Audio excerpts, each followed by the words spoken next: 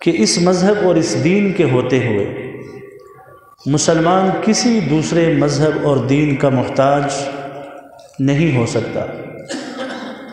جب ایک آدمی کلمہ توحید پڑھ کر اسلام کے دامن سے وابستہ ہوتا ہے تو گویا وہ اپنے دامن میں ایک اتنی عظیم الشان نعمت کو سمیٹتا ہے کہ اس سے بڑی کوئی نعمت اسے دنیا میں میسر نہیں ہو سکتی۔ اب جو آدمی اس نعمت کی قدر کرتا ہے وہ اس نعمت کا قدردان ہے، اور نعمت کی قدر جب کی جاتی ہے، شکر کیا جاتا ہے تو اللہ نعمت میں اضافہ فرماتے ہیں، اور اگر ناشکری کی جائے تو اللہ اس نعمت کو چھین لیتے ہیں۔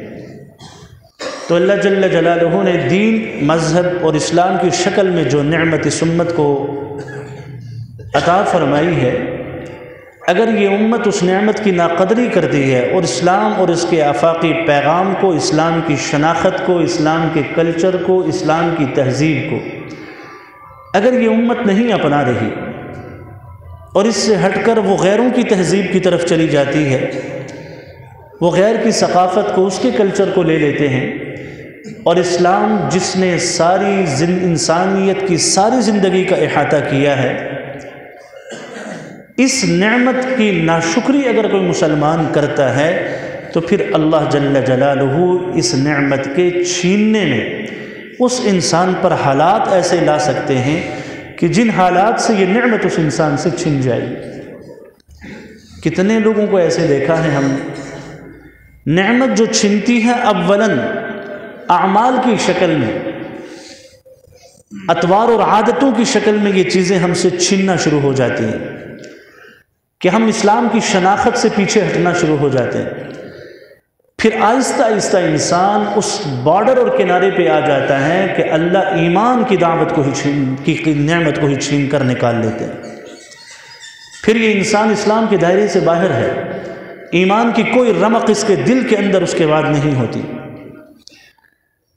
اس لیے کہتے ہیں الاسلام یعلو ولا یعلا، اسلام تو غالب ہونے کے لیے ہے، صرف نظام حکومت کے طور پر نہیں، بلکہ ہمارا دین، ہمارا مذہب، ہماری تہذیب کے اعتبار سے، ثقافت کے اعتبار سے، معاشرتی زندگی کے اعتبار سے، اخلاق والی زندگی کے اعتبار سے، ہر اعتبار سے ہمارا دین غالب ہے۔ یہ مسلمانوں کو ایک پیغام دے دیا گیا ہے کہ تمہارے پاس ایک ایسا دین ہے، اس دین کے ہوتے ہوئے تمہیں کوئی حق نہیں کسی اور دین کی طرف تم دیکھو، نہ تمہیں ضرورت ہے کسی اور دین کی طرف دیکھنے کی۔ اللہ نے اس دنیا کے نظام کے اندر ایک ہی مذہب اسلام کو انسانیت کے سامنے ایسا معیار بنا دیا کہ ساری کی ساری انسانیت نے اگر کسی کے پیچھے چلنا ہے تو وہ اسلام ہے۔ اس سے ہٹ کر کوئی مذہب نہیں جس کے پیچھے مسلمان چلے گا، اس سے ہٹ کر کوئی اور تہذیب نہیں جس تہذیب کے پیچھے انسانیت کو چلنے کا سبق دیا ہو۔ سارے کے سارے انبیاء نے اسلام کے اس ٹائٹل کے پیچھے اپنی امت کو چلنے کا حکم دیا۔ تہذیب اسی کے پیچھے، عقائد اسی کے مطابق، معاشرت اسی کے مطابق، اخلاق اسی کے مطابق، اور عبادات کی زندگی بھی اسی مذہب کی تعلیم کے مطابق۔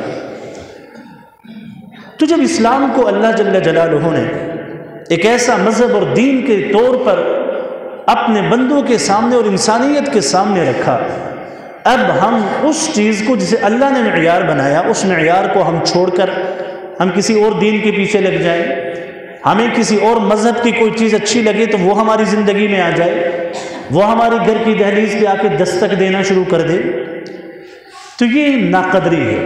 اسلام جیسی اس عظیم الشان دولت اور اس نعمت سے ناقدری ہے، اور ناقدر لوگوں سے اللہ نعمت کو چھین لیتے ہیں۔ مسلمانوں نے اسلام کی قدر نہیں کی۔ ایک وقت تھا کہ مسلمان دنیا کے حاکم اور حکمران تھے، وسعتیں اللہ نے انہیں عطا فرمائی تھی۔ ہر نیا حکمران اپنے سے پہلے والے حکمران کی سلطنت کو وسیع کر دیتا تھا۔ فتوحات کا ایک زمانہ تھا۔ حضرت ابو بکر صدیق رضی اللہ تعالی عنہ کے بعد حضرت عمر کے دور کے اندر سلطنت میں اور وسعت پیدا ہوئی۔ حضرت عثمان آئے تو 40، 42، 43 لاکھ مربع میل پر یہ سلطنت پہنچ گئی۔ حضرت معاویہ رضی اللہ تعالی عنہ کے دور میں اس سلطنت کی وسعت 62 لاکھ مربع میل تک پہنچ گئی، وسعتیں آتی گئی۔ کیوں؟ اسلام نے اپنا مزاج امت کے سامنے، انسانیت کے سامنے رکھا، اور انسانیت کے سامنے اللہ کے نبی صلی اللہ علیہ وسلم نے یہ پیغام انسانیت کو دیا تھا کہ پیچھے اگر چل سکتے ہو تو وہ ایک ہی چیز ہے، وہ دین اور مذہب اور اسلام ہے، اس سے ہٹ کر کوئی چیز نہیں۔ اسی لیے قرآن کہتا ہے اے ایمان والو لا تکونوا کالذین کفروا، کافروں کی طرح مت ہو جاؤ، ان کی تہذیب کی طرح مت ہو جاؤ، ان کا طرز معاشرت کیا ہے یہ تمہارا نہیں ہونا چاہیے، وہ لباس کیسا پہنتے ہیں تمہارا ایسا نہیں ہونا چاہیے، ان کی چال ڈال رنگ کیسا ہے یہ تمہارا ایسا نہیں ہونا چاہیے۔ لا تکونوا کالذین کفروا، ایسا نہیں، تمہیں اپنی شناخت کے ساتھ معاشرے میں زندہ رہنا ہے، تم نے اپنی شناخت کو دنیا میں غالب کرنا ہے، یہ تمہاری شناخت نہیں ہے۔ تم اگر اس شناخت کو دنیا میں غالب کرو گے تو گویا تم نے پیغمبر مصطفیٰ کی سنت کو معاشرے اور سوسائٹی کے اندر غالب کر کے رکھ دیا، اس لیے کہ تمہاری شناخت تو اللہ کے نبی کی شناخت ہے، تمہاری شناخت تو دین کی شناخت ہے، تمہاری پہچان تو اللہ کے حکم کی شناخت ہے۔ لیکن ہم اتنے بے قدرے لوگ ہیں کہ ہم نے غیروں کی تہذیب کو بھی اپنایا، ان کے ساتھ بھی مشابہت اختیار کی، اور اپنے مسلم معاشرے کے اندر بھی اللہ کے نبی صلی اللہ علیہ وسلم نے جن چیزوں کو الگ کر دیا، یہ مرد ہے یہ عورت ہے، مرد عورت والی مشابہت پہ نہ آئے، عورت مرد کی مشابہت اختیار نہ کرے، تو غیروں کی تہذیب اور ثقافت اور اس کلچر اور اس مشابہت کو ہم نے اپنی زندگی میں اتنا لیا کہ ہم اپنے دین کی اس تعلیم کو بھی بھول گئے جو اللہ کے نبی نے ہمیں مسلم معاشرے کے اندر بھی جس گیپ کا حکم دیا ہم تو اس پر بھی نہیں۔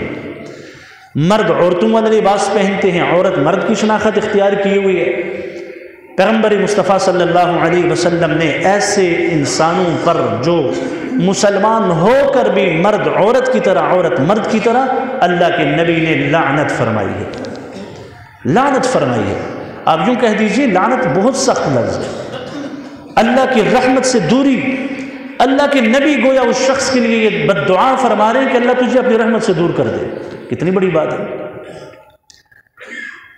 پہلا درجہ تو یہ ہے کہ مسلمان کافر کے مزاج سے دور رہے، فساق و فجار کے لباس سے دور رہے، اپنی طرز زندگی ایسی ہو۔ حضرت عمر رضی اللہ تعالی عنہ کے دور میں جیسے میں نے کہا وسعتیں، سلطنت اور ریاست کو جب وسعت ملی تو حضرت عمر رضی اللہ تعالی عنہ نے آذربائیجان کے گورنر کو حکم لکھا، ایک خط لکھا۔ اس خط کے اندر یہ بات حضرت عمر نے ارشاد فرمائی کہ ہماری سلطنت کو وسعت ملتی جا رہی ہے، اور قوموں کے لوگ بھی مسلمانوں کے ساتھ شامل ہونا شروع ہو رہے ہیں، کہیں ایسا نہ ہو کہ دیگر اقوام کی تہذیب، ان کی معاشرت، ان کی ثقافت مسلمانوں کے ساتھ مل جائے اور مسلمان اس تہذیب اور ثقافت کو نہ اختیار کر لیں۔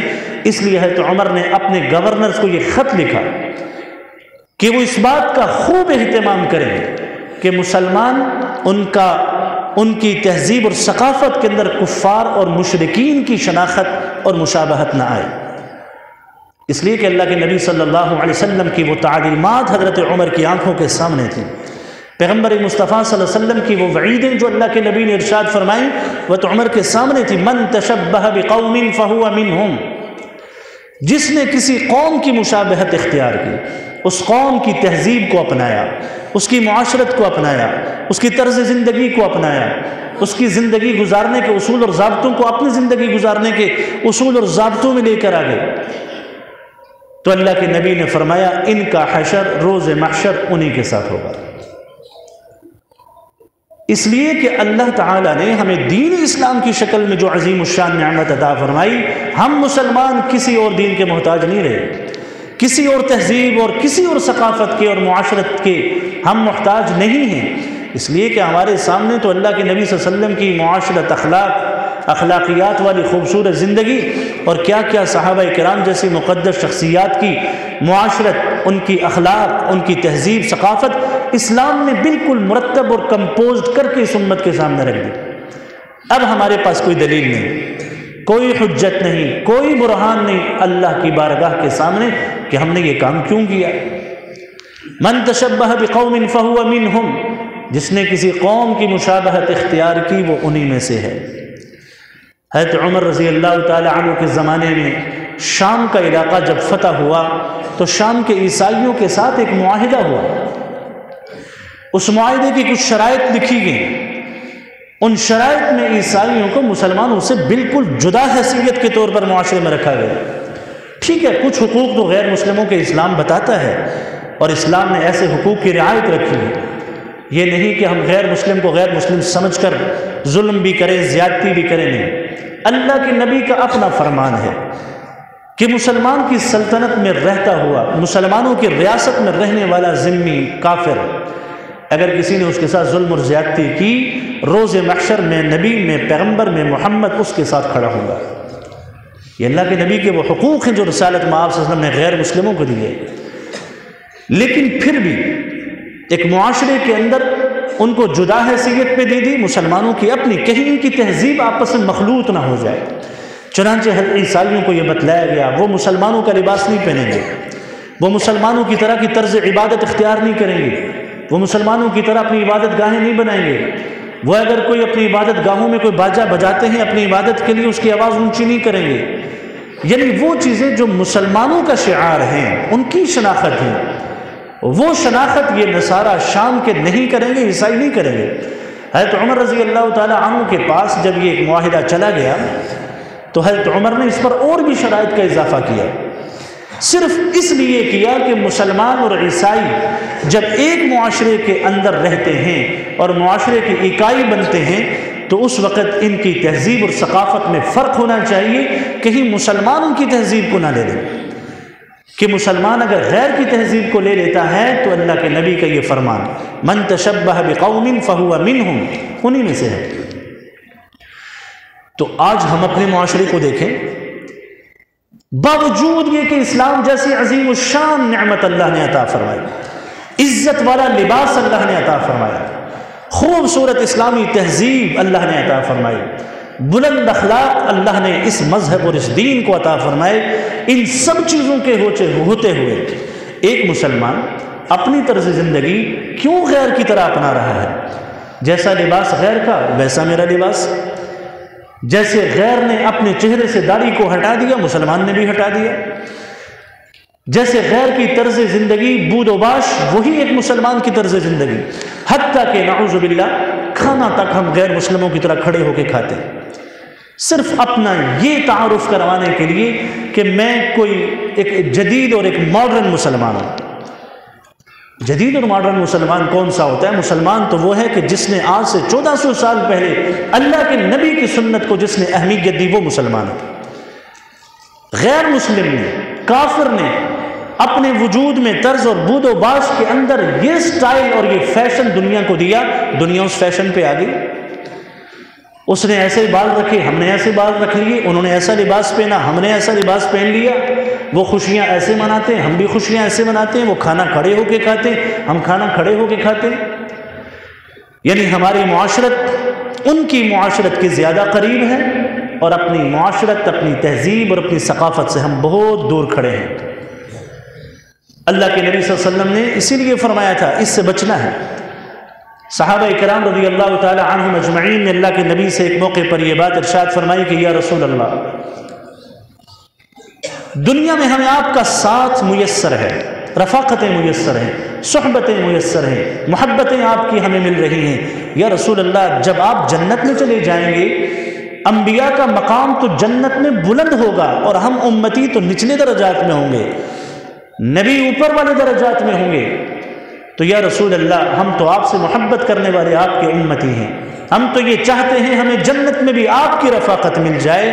اللہ نے قرآن مجید کی آیت نازل فرما کر نبی مہربان کے ان سپاہیوں کو، صحابہ کو خوش فرما دیا. نہ صرف صحابہ کو خوش فرمایا بلکہ ہر امتی کو اللہ نے خوش فرما دیا.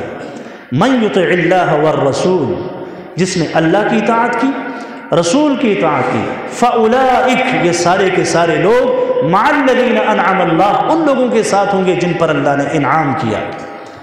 وہ کون ہیں؟ سب سے پہلا درجہ قرآن نے بیان کیا، من النبیین. دنیا میں اللہ کے نبی کی سنتوں سے محبت کرنے والا گویا کہ رسول اللہ سے محبت کرنے والا ہے. اللہ کے نبی نے فرمایا باوجود یہ کہ جنت ہوگی، نچلے درجے میں امتی ہوگا، لیکن اللہ جل جلالہ اس امت کو نبی سے ملاقات عطا فرمائیں گے، صحابت صحبتیں عطا فرمائیں گے، یہ جنت کی رفاقتیں بھی اسے ملیں گی، نبیوں کی بھی رفاقت ملے گی، اور پھر فرمایا صدیقین کی رفاقت ملے گی، دوسرا درجہ۔ تیسرا درجہ شہداء کی رفاقتیں انہیں ملے گی۔ چوتھا درجہ صالحین کی رفاقتیں، نیک لوگوں کی رفاقتیں انہیں ملے گی، اس لیے کہ انہوں نے دنیا میں اللہ کے نبی کے طرز معاشرت، اخلاق، زندگی، سنتوں، اداؤں سے محبت کی تھی۔ تو اللہ کے نبی صلی اللہ علیہ وسلم نے گویا یہ بتلا دیا کہ اگر تم میں مجھ سے محبت ہے تو اللہ جنت میں بھی تمہیں میرا ساتھ عطا فرمائیں گے۔ یہ غم نہ کیا جائے کہ ہماری جنت میں ملاقات نہیں ہوگی، اللہ جنت میں بھی ہمیں اکٹھا کریں گے۔ حضرت کعب اسلمی رضی اللہ تعالی عنہ اللہ کے نبی کے ایک صحابی تھے، تہجد کے وقت رسول اللہ کی خدمت کیا کرتے تھے۔ ایک دن اللہ کے نبی صلی اللہ علیہ وسلم اٹھے تہجد کے وقت، تہجد کی نماز، اس کا بڑا اہتمام اللہ کے نبی فرماتے تھے، صحابہ بھی فرماتے تھے۔ کوشش ہمیں بھی کرنی چاہیے کہ ہم بھی تہجد کے وقت اٹھیں۔ اجابت کی گھڑی ہے، قبولیت کی گھڑی ہے، اس گھڑی میں عبادت کرنے سے اللہ چہرے پر نور کی برسات پیدا فرما دیتے ہیں۔ کہتے ہیں کہ اگر ہم یہ چاہتے ہیں نا کہ ہمارے دن اچھے ہو جائیں تو پھر ہمیں اپنی راتیں اچھی کرنی پڑیں گی۔ جس کی رات اچھی ہے اس کا دن اچھا ہے، جس کی رات بری گزری اس کا دن بھی برا گزرا۔ اپنے دن کو اچھا کرنے کے لیے اپنے راتوں کے آخری حصوں میں اٹھ کر ان راتوں کو منور کریں، روشن کریں، اللہ آنے والے اگلے دن کو اچھا بنا دیتے۔ تو حضرت کعب اسلمی نے اللہ کے نبی کے سامنے پانی بھی رکھا اور حضور صلی اللہ علیہ وسلم کا مسواک بھی رکھا، وضو کرنے کے لیے اللہ کے نبی آئے تو پیغمبر مصطفیٰ حضرت کعب اسلمی کی اس خدمت سے خوش ہوئے، اور آقا علیہ الصلوۃ والسلام نے حضرت کعب سے فرمایا، کعب مانگو، مجھ سے کیا مانگتے ہو، میں تمہارے لیے اللہ سے کیا دعا کروں؟ حضرت کعب رضی اللہ تعالی عنہ نے فرمایا، یا رسول اللہ، آپ اللہ سے یہ دعا فرما دیں کہ اللہ مجھے جنت میں آپ کی رفاقت نصیب فرما دے۔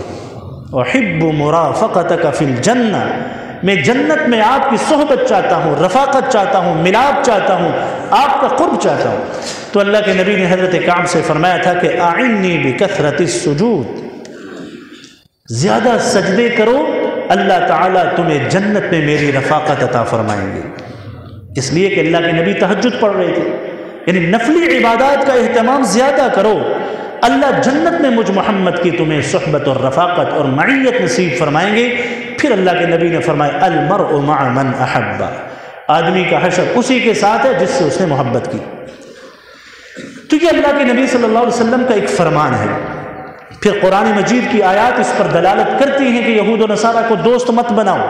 دوستی کا صرف یہ مطلب نہیں کہ ہم جو ہے ایک معروف دوستی کہ قرآن نے اس دوستی کو ناجائز کہا، بھئی یہود و نصارہ کی تہذیب کو لینا، ان کی ثقافت کو لینا، ان کی بود و باش کو لینا، ان کی طرز معاشرت کو لینا، یہ سب دوستی میں شامل ہے۔ جب آپ ایک آدمی کی ادا کو لیتے ہیں تو اس کا مطلب یہ وہ پسند ہے تو اس کی ادا کو لے رہے ہیں نا۔ ان المحب لمن يحب يطيع، آدمی جس سے محبت کرتا ہے تقاضا محبت یہ ہے کہ اس کی اداؤں کو لیتا ہے۔ ہمیں اگر اللہ کے نبی سے محبت ہے تو ہماری اس محبت کا تقاضا یہ ہے کہ ہم پیغمبر مصطفیٰ کی اداؤں کو اپنے سینے سے لگائیں اور اپنی عملی زندگی کا حصہ بنائیں۔ ہمارے ہاں مشابہت کی ایک دوسری شکل، مرد اور عورت کی مشابہت، مرد کی زندگی عورت کے مشابہ، عورت کی زندگی مرد کے مشابہ۔ دیکھا جائے تو یہ کلچر بھی ہمارے معاشرے کے اندر مغرب کا ہے، کفر کا ہے، دین دشمنوں کا ہے۔ ان کے ہاں مرد اور عورت میں کوئی گیپ اور فرق نہیں۔ ایسی ایسی تنظیمیں وجود میں آ گئی جو مرد اور عورت کے درمیان حقوق کی بات کرتی ہیں۔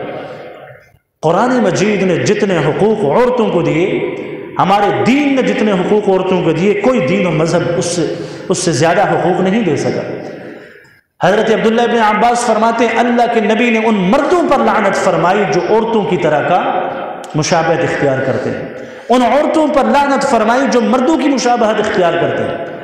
یہ مرد عورت کی طرح چلے، یہ اس کے ناز نخروں کی طرح بولے، اس کی زبان میں گفتگو کا انداز عورت کی طرح ہو، اس کا لباس عورتوں کے رنگ والا ہو، اس کی چال ڈال کے اندر عورتوں والا سارے کا سارا انداز ہو، اس کے کان میں بالیاں ہوں، اس کے ناک میں بالی نما جو چیزیں عورتوں کے ساتھ مشابہت اور ان کی مخصوص چیزیں، اس کے بال بڑے بڑے عورتوں کی طرح ہوں، یہ ریشم کا لباس پہنے، یہ اپنے ہاتھوں پہ زیور پہنے، اللہ کے نبی نے اس مشابہت کرنے والے مرد پر لعنت فرمائی۔ لعن رسول اللہ صلی اللہ علیہ وسلم۔ ریشم کا لباس ہمارے معاشرے میں گناہ نہیں سمجھا جاتا ہے۔ حضور انور صلی اللہ علیہ وسلم ایک مرتبہ باہر تشریف لائے، آپ کے ایک ہاتھ کے اندر سونا تھا، دوسرے ہاتھ میں ریشم کپڑے کے ٹکڑے تھے۔ حضور نے فرمایا کہ اللہ نے میری امت کے مردوں پر ان دونوں چیزوں کو حرام قرار دیا ہے۔ عورتوں کے لیے، بچوں کے لیے جائز ہے، لیکن مردوں کے لیے حرام ہے۔ اب ریشم کے اندر بھی ایک تفصیل ہے، بہرحال اگر ریشم اور سوت مل، ایک تو خالص ریشم ہے وہ تو حرام ہے ہی ہے، لیکن اگر ریشم کے اندر سوت ملا ہے، پھر اس میں غلبے کو دیکھیں گے کہ زیادہ کیا ہے۔ اگر غلبہ ریشم کا ہے تو وہ پہننا مرد کے لیے حرام ہے۔ زیور مرد کے لیے، یعنی سونے کا زیور مرد کے لیے پہننا حرام۔ شادیوں پہ ہم انگوٹھیاں پہنتے ہیں اور بھی زیورات لوگ اپنے گلوں کے اندر وہ ڈالتے ہیں، زپ ڈالتے ہیں، یعنی عورتوں کی یہ مشابہت والے انداز، اطوار، اللہ کے نبی نے ایسے مردوں پر لعنت فرمائی۔ ایسے ہی معاملہ عورتوں کا ہے، گھر سے نکلتی ہیں ان کے ہیئر سٹائل مردوں کی طرح، گھر سے نکلتی ہیں اپنے جوتے مردوں کی طرح۔ حضور انور صلی اللہ علیہ وسلم، حضرت عائشہ فرما، ان سے سوال کیا گیا فلاں عورت ہے اس نے مرد کی طرح کا جوتا پہنا ہے، تو حضرت عائشہ فرماتی اللہ کے نبی کی حدیثوں کی حافظہ تھی، حضرت عائشہ نے فرمایا لعن رسول اللہ، اللہ کے نبی نے بھی ایسی عورت پر لعنت فرمائی جو مرد کے جوتے کی طرح کی جوتا پہنے۔ جوتے کی مشابہت پر بھی اگر لعنت کے الفاظ اور رحمت کے دوری کے ہیں تو ذرا یہ سوچئے کہ زندگی کا باقی حصہ عورت مرد کی طرح اگر اپنائی یا مرد عورت کی طرح، اس پہ کتنی سختی ہے۔ پھر اس کا لباس مردوں کی طرح، اس کا اپنا چال ڈال مردوں کی طرح، تو عورت اگر مرد کی طرح، مرد اگر عورت کی طرح، تو اللہ کے نبی نے اس مشابہت پر بھی لعنت فرمائی۔ پھر ہمارے ہاں تو معاشرے کے اندر نعوذ باللہ، اللہ معاف فرمائے، بے حیائی اور فحاشی کا ایک ایسا بہتا سیلاب ہے، اور نعوذ باللہ ہم اس سیلاب کو اور راستہ دے رہے ہیں، پھیلے پھیلے پھیلے۔ ہونا تو یوں چاہیے سیلاب کے آگے بند باندھا جاتا ہے تاکہ یہ تباہی سے بچ جائے۔ ان الذین یحبون ان تشیع الفاحشہ، وہ لوگ جو اس سیلاب کو پھیلانے کی کوشش کرتے ہیں اور راستہ اس کو دیتے ہیں، بے حیائی اور پھیلے، میرے گھر کے اندر پھیلے، میرے معاشرے کے اندر پھیلے، گانا بجے، رقص و سرود کی محفلیں ہوں، لباس ننگا ہو۔ قرآن کیا کہتا ہے؟ اللہ فرماتے ہیں ایسا لوگ جس سے بے حیائی کے اس پھیلاؤ کو اور راستہ دیتے ہیں، سیلاب کے اس پانی کو اور راستہ دیتے ہیں جو بے حیائی کا ہے، لہم عذاب علیم فی الدنیا والآخرہ، دنیا میں بھی میں اللہ ان لوگوں کو دردناک عذاب دوں گا، اور آخرت میں بھی میں اللہ ان لوگوں کو دردناک عذاب دوں گا۔ فحاشی پھیلائی جا رہی ہے۔ رسالت مآب صلی اللہ علیہ وسلم نے فرمایا یہ عورتیں جو مردوں کی طرح مشابہت اختیار کرتی ہیں، اور پھر دوسرے مقام پہ ارشاد فرمایا لباس پہننے کے باوجود ننگی ہیں۔ کیا مطلب؟ اتنا باریک لباس یا اتنا تنگ لباس یا اتنا چھوٹا لباس کہ وجود کا حصہ نظر آئے، مائلات، مائل ہونے والی، ممیلات، دوسروں کو اپنی طرف مائل کرنے والی۔ اللہ کے نبی نے فرمایا کہ یہ عورتیں جنت میں داخل نہیں ہوں گی، یہ جہنم کی ایک قسم ہے، یعنی یہ جہنمی مخلوق ہوگی، اللہ انہیں جہنم میں داخل فرمائے۔ میں نے ان کو جنت میں نہیں دیکھا، یہ جہنمیوں کی دو قسموں میں سے ایک قسم ہے۔ تو یہ ہمارے معاشرے کے اندر یہ جتنی بھی چیزیں ہیں کہ ہمارے گھر کے اندر ہو رہی ہیں، یہ بے حیائی اور فحاشی کا سیلاب میرے گھر کی دہلیز پہ دستک دے رہا ہے، اندر آ چکا ہے، میرے گھر کے اندر آ کر اور گھروں کے اندر داخل ہونے کی کوشش کر رہا ہے۔ مسلمان کب اٹھے گا؟ اس بند کو کب روکے گا؟ اس فحاشی اور عریانیت کو کب روکے گا؟